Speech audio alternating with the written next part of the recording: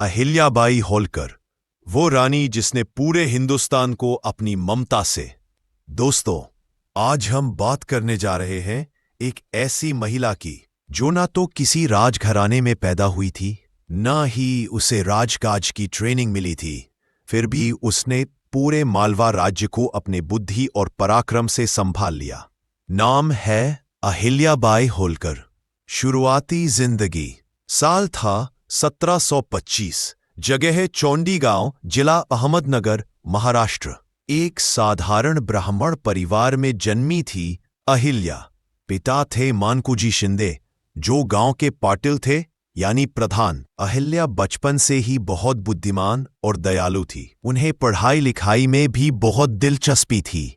उस जमाने में लड़कियों को शिक्षा बहुत कम दी जाती थी, लेकिन उनके पिता ने कहा, मेरी बेटी पढ़ेगी और बहुत आगे जाएगी।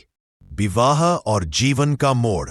अब किस्मत ने एक ऐसा मोड़ लिया जिसने इस लड़की को इतिहास की किताबों में अमर कर दिया। एक दिन मालवा के शासक मल्हारराव होलकर, मराठा साम्राज्य के एक महान सेना नायक, अपने घोड़े पर सवार होकर गांव से गुजर रहे थे। उन्होंने देखा एक छोटी सी लड़की मंदिर में गरीबों को खाना खिला रही है। वो लड़की थी अहिल्या। मल्हारराव इतने प्रभावित हुए कि उन्होंने उसे अपने बेटे खांडेराव होलकर के लिए बहू बना लिया। बस यही से शुरू हुआ अहिल्याबाई का राजसी सफर और दुख और संघर्ष। विवाह के कुछ साल बाद, जब अहिल्या अभी युवा ही थीं, उनके पति खांडेराव युद्ध में शहीद हो गए। ये अहिल्या के जीवन का बहुत बड़ा झटका था, लेकिन उन्होंने हिम्मत नहीं हारी। फिर कुछ साल बाद उनके ससुर मल्हारराव होलकर भी चल बसे। अब पूरा राज्य मालवा उनके कंधों पर आ गया। सोचिए, 18वीं सदी का जमाना, जहां महिलाएं पर्दे में रहती थीं, वहां अहिल्याबाई ने तलवार और ताज दोनों संभाले। शासन की शुरुआत। 1757 में उन्होंने औपचारिक रूप से शासन संभाला। और दोस्तों, जिस तरह उन्होंने शासन किया, वो आज के किसी भी नेता के लिए मिसाल है। उन्होंने महलों से ज्यादा जनता के घर बनाए, मंदिरों से ज्यादा स्कूल और धर्मशालाएं बनवाईं। उन्होंने मालवा को इतना संपन्न बना दिया कि लोग उसे स्वर्ग समान राज्य कहने लगे।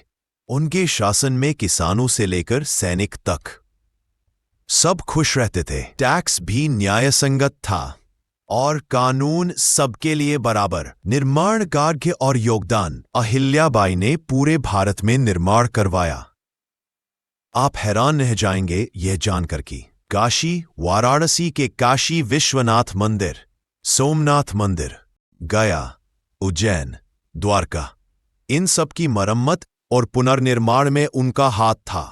उन्होंने वाराणसी में घाट बनवाए, गंगा किनारे मंदिरों का जीर्णोद्धार कराया और तीर्थयात्रियों के लिए धर्मशालाएं और कुएं खुदवाए। इतना सब उन्होंने अपने राजकोष से नहीं, बल्कि अपने निजी धन से करवाया। जनता के साथ रिश्ता। अहिल्याबाई ने कभी खुद को रानी नहीं समझा। वो खुद को जनता की सेविका मानती थी। हर सुबह दरबार में लोगों की समस्याएं सुनती और तुरंत समाधान देती। लोग कहते थे, अहिल्याबाई के राज में चोरी होती नहीं, और अगर कोई गलती से भी कर दे तो वो खुद आकर माफी मांग ले। उनकी यह न्यायप्रियता और दया उन्हें मालवा माता बना गई। उनकी सोच और नीतियां। अहिल्याबाई बहुत व्यावहारिक और दूरदर्शी थीं। उन्होंने महिलाओं को संपत्ति में अधिकार दिए, किसानों को कर्ज से राहत दिलाई और व्यापारियों को सुरक्षा दी। उनकी एक मशहूर बात थी, राज्य का असली सुख जनता की खुशहाली में है, ना कि राजमहलों की शोभा में। अंतिम समय उनकी जिंदगी का सबसे बड़ा दुख था मेरे बेटे की असमय मृत्यु, लेकिन उन्होंने उस दुख को भी अपनी शक्ति में बदल दिया। 1795 में 70 साल की उम्र में अहिल्याबाई होलकर का देहांत हुआ। मौत के बाद भी उन्होंने जो छाप छोड़ी, वो आज तक मिट नहीं सकी। उनमें विरासत, लेगेसी। आज भी जब आप इंदौर या महेश्वर जाएंगे तो हर जगह उनका नाम सुनने को मिलेगा। महेश्वर का किला, नर्मदा किनारा, मंदिर, सब उनके युग की याद दिलाते हैं। भारत सरकार ने उनके नाम पर डाक टिकट और संस्थाएं जारी की। और 1996 में उन्हें भारत की आदर्श रानी के रूप में सम्मानित किया गया। अंतिम संदेश। अहिल्याबाई की कहानी हमें सिखाती है कि अगर नीयत साफ हो तो इंसान किसी भी हालात में बदलाव ला सकता है। उन्होंने दिखाया राजा बनने के लिए ताज की नहीं, दिल की जरूरत होती। अगर आपको अहिल्याबाई होलकर की कहानी से प्रेरणा मिली हो तो वीडियो को लाइक करें, शेयर करें और चैनल को सब्सक्राइब करना ना भूलें।